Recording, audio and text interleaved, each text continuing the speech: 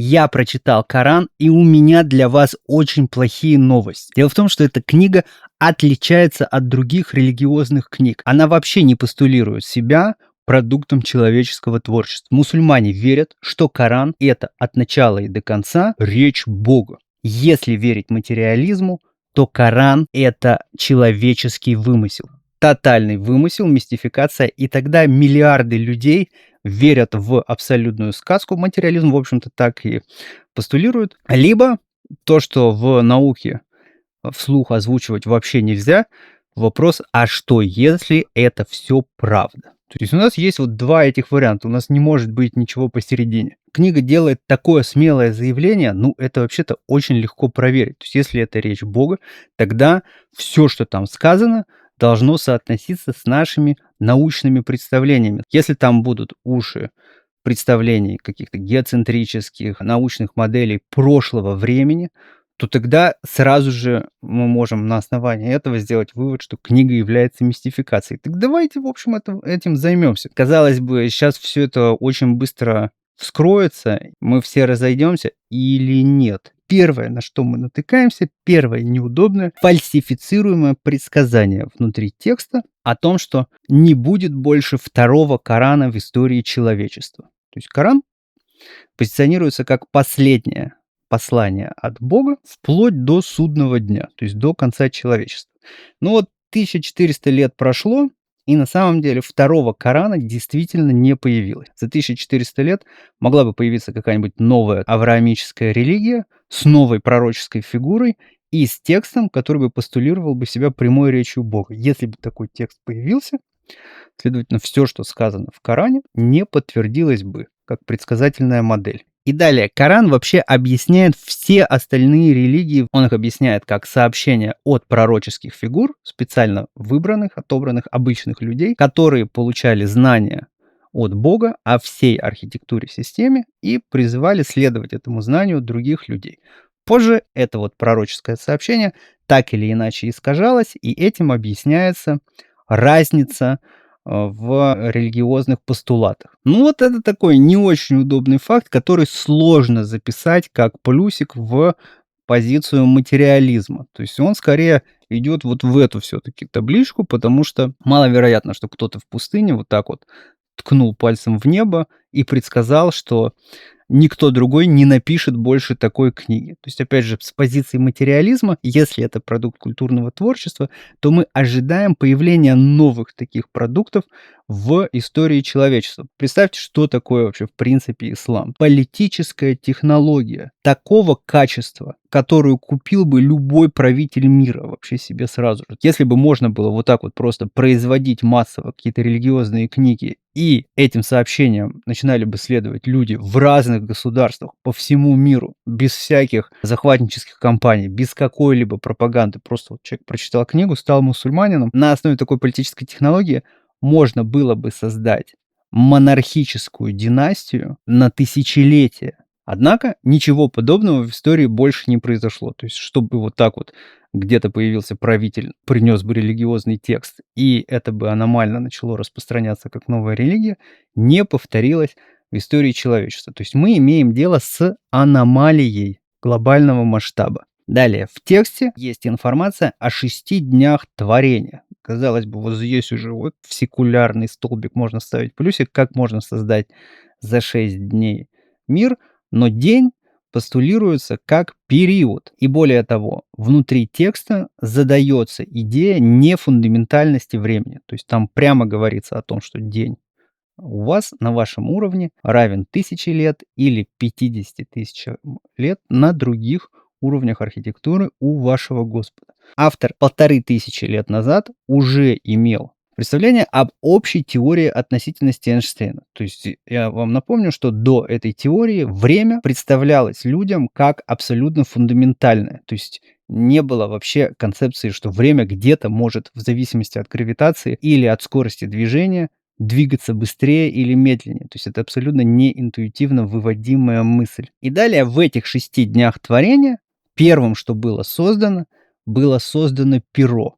Это перо записало в хранимую скрижаль все, что будет. То есть постулируется сверхдетерминизм на вышестоящем уровне архитектуры. Ну, у меня есть большое видео, которое объясняет, как сверхдетерминизм не отменяет свободы воли. Можете его посмотреть. Это отдельная тема, которой посвящено отдельное видео. И далее задается понимание различных уровней доступа. То есть там прямо объясняется, что люди отрезаны от наблюдения всей архитектуры. Согласно тексту, не видим мы очень многое. И самое главное, мы не видим ангелов. А ангелы — это не то, что в материализме представляется через призму уже нашего культурного вымысла. То есть ангелов мы вообще не можем представить, мы не знаем, как они выглядят, и они выполняют в системе функцию служебных процессов. То есть они строго исполняют предписанные им приказы и указания. И они следят за стабильностью системы, в том числе за движением там, облаков, грома, дождей и так далее. То есть они ответственны за стабильность работы структуры. Ну вот, вы, конечно, можете говорить о том, что я сейчас занимаюсь ретродикцией или постдикцией и пытаюсь как бы тут натянуть сову на глобус, но если взять три этих вещи, вот сверхдетерминизм, информация и служебные процессы, то вот то, что мы получаем, изоморфно информационной архитектуре. То есть это слишком похоже на те принципы, по которым работают информационные машины. Компьютеры так работают, софт так работает. Предопределенность, как должна работать система на уровне кода. Есть служебные процессы, фоновые процессы, которые вот рабочий стол открыт, но там в фоне Windows работают сотни различных планировщиков, служб, которые вообще обеспечивают вот этот пользовательский опыт. То есть мы не видим самих этих процессов, они скрыты, и код тоже точно так же инкапсулирован от нас. Инкапсуляция — это чисто информационный термин создания рабочеспособных информационных архитектур. То есть когда один пласт не имеет доступа к другому. То есть он инкапсулирован. Ну, вы, конечно, можете все это называть случайным совпадением, однако сам факт того, что вот кто-то, опять же, пальцем в небо ткнул и угадал, что информационная природа реальности — это вот тренд 21 века, и большое количество ученых начнут все больше и больше через эту модель объяснять всю реальность. У нас также в рамках нашей информационно-архитектурной модели реальности на канале есть ролик, который называется «Парадокс Шрёдингера решен». Вы можете его посмотреть. Там мы, в общем, через концепцию кода, то есть предопределенного информационной матрицы, объясняем все квантовые парадоксы. То есть любой квантовый парадокс, будь то нелокальность и даже тождество констант и много чего еще, сразу же объясняются. То есть если в основе материи лежит информация, и, следовательно, это опровергает материализм, то есть материя в таком случае не первична, это объясняет сразу же аномальное количество данных в современной науке. Так вот, я всего этого не придумал. То есть я прочитал Коран и увидел в нем вот эту онтологическую модель, информационную архитектуру реальности. То есть с ее помощью мы можем объяснять то, что происходит сегодня. Но что же материализм, скажете вы? Ведь все же уже 10 тысяч раз доказано. Уже доказано, что Солнце заходит в мутный источник, и Коран не имеет ничего общего с современной наукой.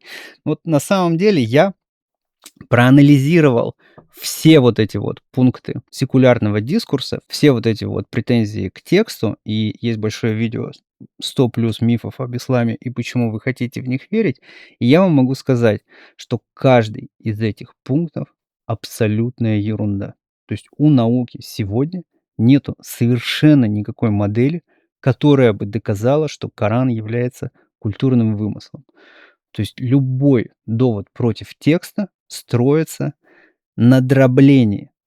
То есть фрагментарно вырезается один кусок, вынимается из контекста, например, солнце заходит в мутный источник, и на нем делается через логический скачок вывод о том, что текст не имеет ничего общего с наукой. Другие аяты в тексте, где, например, указано на то, что солнце плывет к своему месту пребывания, игнорируются. А солнце заходит в мутный источник, перед этим сказано о человеке, который увидел солнце, заходящим на горизонте в мутный источник. То есть понимаете, какой вообще уровень дискурса у вот этих нападок на текст? Что он просто нулевой. Или, например, нападки на эмбриональное развитие человека. То есть самый главный нападок — то, что кости и мышцы формируются одновременно. Но опять же, Он работает только если слово "кости" читать буквально и полностью игнорировать, что костью может быть еще и хрящ. То есть секулярной науке нужно определенным образом трактовать определенные аяты для того, чтобы построить вообще хоть какой-то аргумент. При этом игнорируется, что вот была модель преформизма. То есть считалось, что человек уже в готовом виде содержится в семени. Вот была основная мысль. Здесь же описаны стадии развития эмбриона. И получается, что секулярная наука игнорирует слона в комнате, то есть игнорирует сам факт, что это мышление в подтвержденном наукой направлении, а не в направлении старой модели. И дальше уже слова, выдергиваемые из контекста, к которым можно придраться. 1500 лет назад была геоцентрическая модель основной в сознании человека. А эта модель птолемеевская, я вам напомню, это не просто идея о том, что Земля — это центр Вселенной. Это идея о том, что Земля окружена прозрачными куполами, сферами, к которым прилеплены небесные тела, и эти сферы с этими телами вот так вот ездят туда-обратно, и поэтому звезды двигаются. То есть человек, который верит в такую модель, ну, это его основание. Он не может просто через логический скачок придумать, что небесные тела на самом деле плывут к некоему месту пребывания. Так вот, в видео «100 мифов об исламе» я разобрал каждый из этих доводов. То есть на самом деле доводов против текста вообще нету. Далее. В тексте конкретно предсказана трудная проблема сознания. То есть душа постулируется как внешний нелокальный объект, синхронизированный с телом. Если бы нейробиология сегодня решила бы трудную проблему сознания и вывела бы сознание из нейронов головного мозга, тогда текст был бы полностью опровергнут. Вместо этого текст дает проверяемое предсказание, что мы трудную проблему сознания вообще никогда не решим. То есть там прямо сказано о том, что такое душа, вам известно немногое. Почему? Ну, потому что это инкапсулированный параметр внутри системы. То есть если бы мы получили к нему доступ, мы бы нарушили работу системы. Мы бы тогда смогли добиться цифрового бессмертия, пересаживать сознание в другое тело. Вообще сам факт тонкой настройки Вселенной — это логическое следствие, выводимое из текста. Оглянись вокруг, видишь ли ты какие-то разрывы, видишь ли ты какие-то трещины. Нет, вместо этого ты видишь творение наилучшим образом. То есть, следовательно, тонко подогнанные друг к другу константы объясняются как следствие замысла всей системы. Материализм же просто не может объяснить ни трудную проблему сознания, ни тонкую настройку Вселенной. Для того, чтобы объяснить тонкую настройку Вселенной, материализму нужно вводить понятие мультивселенной, огромного множества вселенных, где константы не сложились, и вот только наша, которой повезло и в которой зародилась эта жизнь. Максимально онтологически неэкономная модель. То есть сам факт того, что современная научная парадигма рассматривает настолько онтологически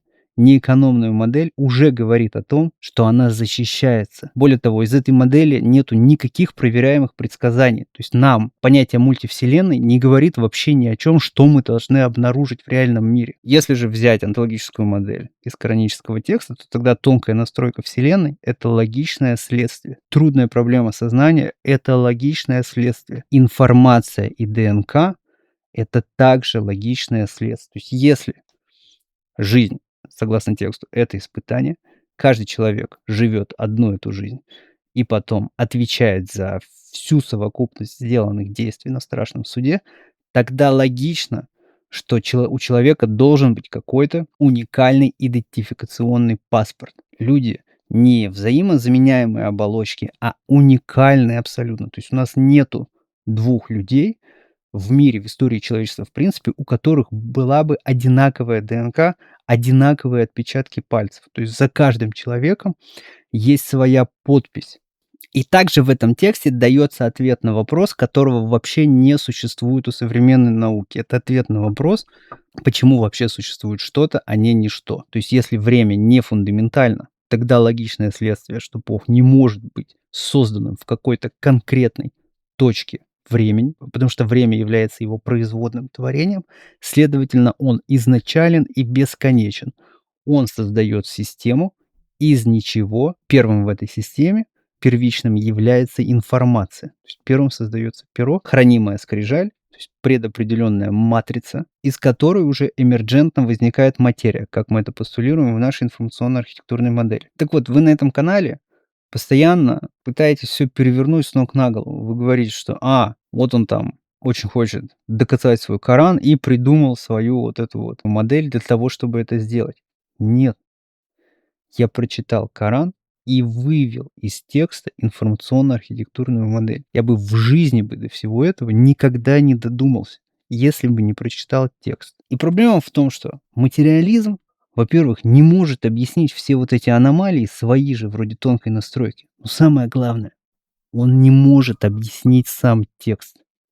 Для того, чтобы объяснить сам текст, он вводит ситуативные ad-hoc гипотезы. То есть на каждый пункт у него одна отдельная теория.